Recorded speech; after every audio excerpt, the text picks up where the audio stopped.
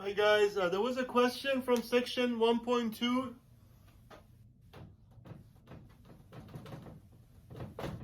Problem number 29.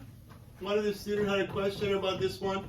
It's actually a very good one because most of the time when you get a form of 0 over 0 as you try to plug in the value, most of the time of course you're able to do some algebra and usually get a limit, but this is actually a good example to show you even if you do get a form 0 over 0, there may not still be a limit at the end of the day, okay?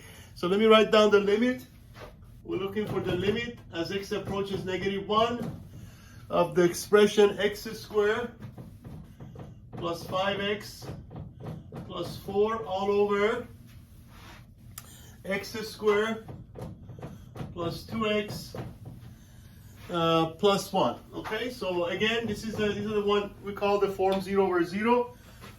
So as you replace all the x's with -1, obviously, the top becomes 1. This is going to become -5. So 1 plus 4 becomes 5 minus 5, of course. I mean, the book tells you this is going to be 0 over 0, but it's always good to double check yourself. Also, as you plug in -1 in place of all the x's, -1 squared becomes 1. 2 times -1 becomes -2.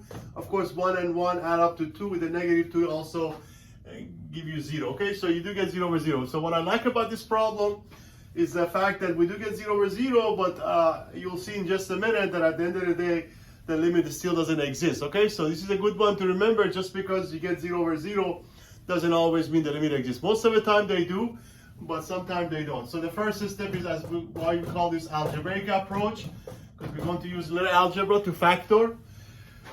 So the top, by the way, let me give you a little hint. I'm sure all of you know at this stage of the game how to factor an expression like this.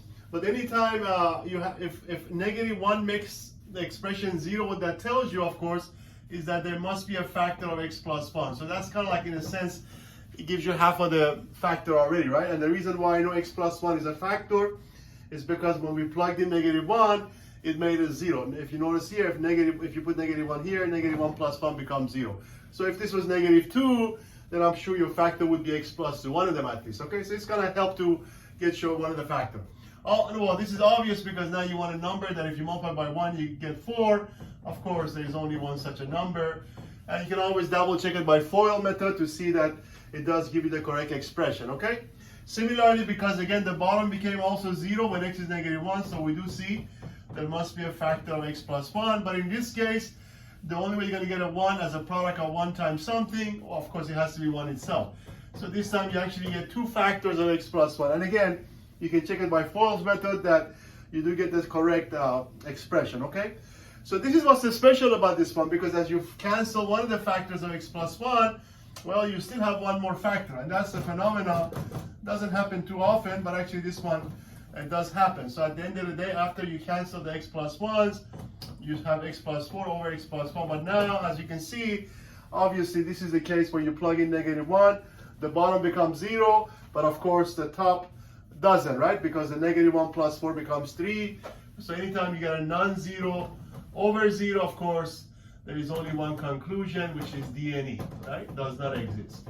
So when you do get 0 over 0, there is hope. You can do algebra. But when you do get a non-zero number over 0, that's when we say the limit doesn't exist, okay? So it's a very special case that we start with a 0 over 0, but also at the end of the day, there is no limit, okay? All right, I hope that helps.